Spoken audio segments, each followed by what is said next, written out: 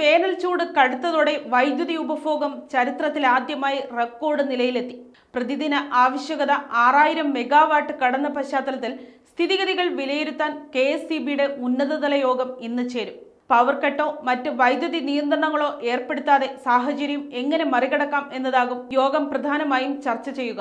കഴിഞ്ഞ ദിവസം വൈകുന്നേരത്തോടെ സംസ്ഥാനത്തെ വൈദ്യുതി ആവശ്യകത 6012 മെഗാവാട്ടിൽ എത്തിയിരുന്നു. കേരളത്തിന്റെ ചരിത്രത്തിൽ ആദ്യമായാണ് വൈദ്യുതി ഉപയോഗം 6000 മെഗാവാട്ട് മറികടക്കുന്നത്.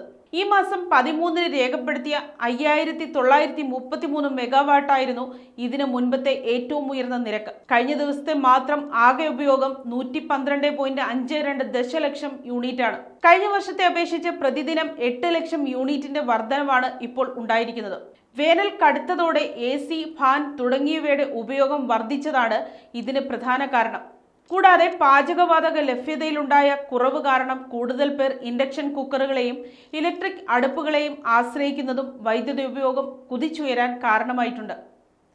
എന്നാൽ നിലവിൽ സംസ്ഥാനത്ത് വൈദ്യുതി നിയന്ത്രണം ഏർപ്പെടുത്താൻ ഉദ്ദേശിക്കുന്നില്ലെന്നാണ് വൈദ്യുതി വകുപ്പ് മന്ത്രി K. കൃഷ്ണൻകുട്ടി വ്യക്തമാക്കിയത്.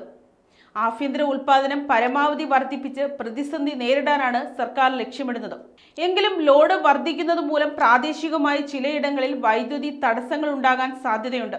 അതുകൊണ്ട് തന്നെ വൈദ്യുതി ഉപയോഗം ഏറ്റവും കൂടുതലുള്ള വൈകുന്നേരം 6 മണി മുതൽ രാത്രി 11 മണി വരെയുള്ള സമയങ്ങളിൽ അമിതമായി വൈദ്യുതി ഉപയോഗിക്കുന്ന washing machine, electric oven, motor pump സെറ്റുകൾ തുടങ്ങിയ ഉപകരണങ്ങൾ പ്രവർത്തിപ്പിക്കുന്നത് ഒഴിവാക്കി പൊതുജനങ്ങൾ സഹകരിക്കണമെന്ന് KSEB അഭ്യർത്ഥിച്ചു. News desk, Kottarakkara media.